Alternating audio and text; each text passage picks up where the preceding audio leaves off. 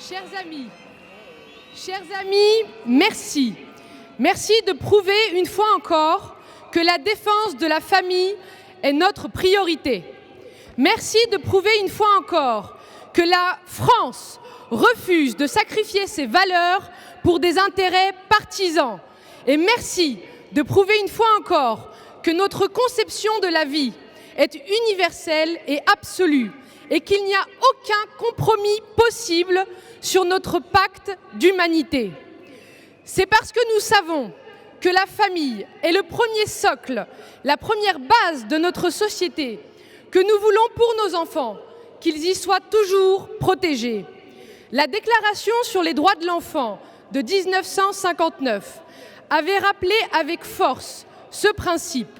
L'intérêt supérieur de l'enfant doit être la considération déterminante dans l'adoption des lois. Pourtant, aujourd'hui, on veut nous imposer les intérêts d'adultes qui sont devenus des consommateurs de droits individualistes.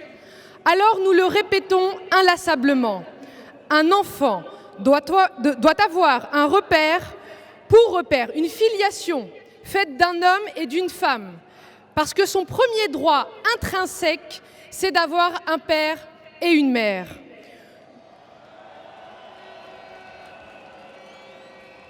Nous n'accepterons pas que soient créées volontairement et légalement des situations de déséquilibre alors qu'il existe déjà tant de situations de détresse.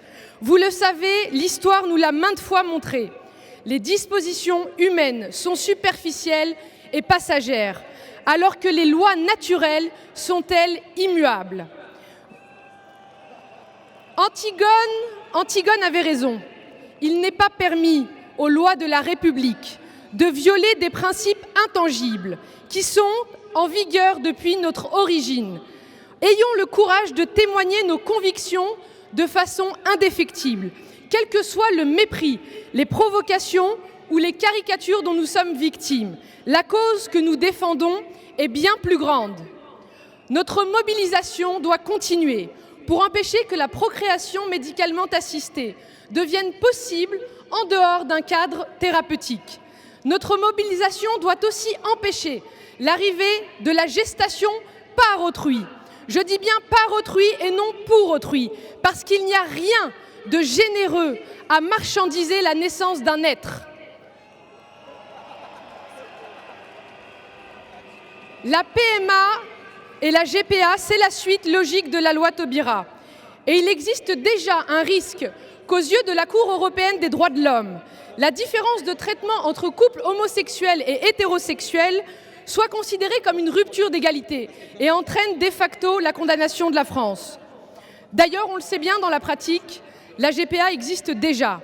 Mais la rendre légale en France, ce serait rompre totalement avec notre culture juridique qui interdit formellement de vendre une partie de son corps et d'autant plus l'enfant qu'on a porté.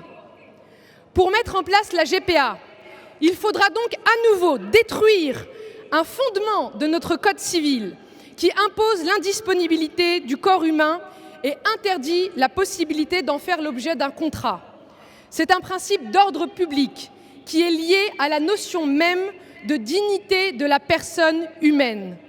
Comme juristes, nous constatons chaque jour toutes les dérives consuméristes et dégradantes pratiquées dans les différents pays qui ont déjà légalisé cette véritable industrie de l'enfant. Si nous n'agissons pas vite, un enfant ne devra plus feuilleter ses albums de famille pour connaître son origine, mais les factures des centres de procréation. Alors, en ces temps troublés de crise économique qui n'en finit pas, de crise d'identité qui parcourt l'Europe et de crise présidentielle qui bafoue publiquement les liens familiaux, nous ne laisserons pas détruire le dernier rempart que représentent nos familles. Alors oui, nous sommes pour un principe de précaution, car les enfants d'aujourd'hui, c'est la France de demain. Pour eux, du fond du cœur, merci.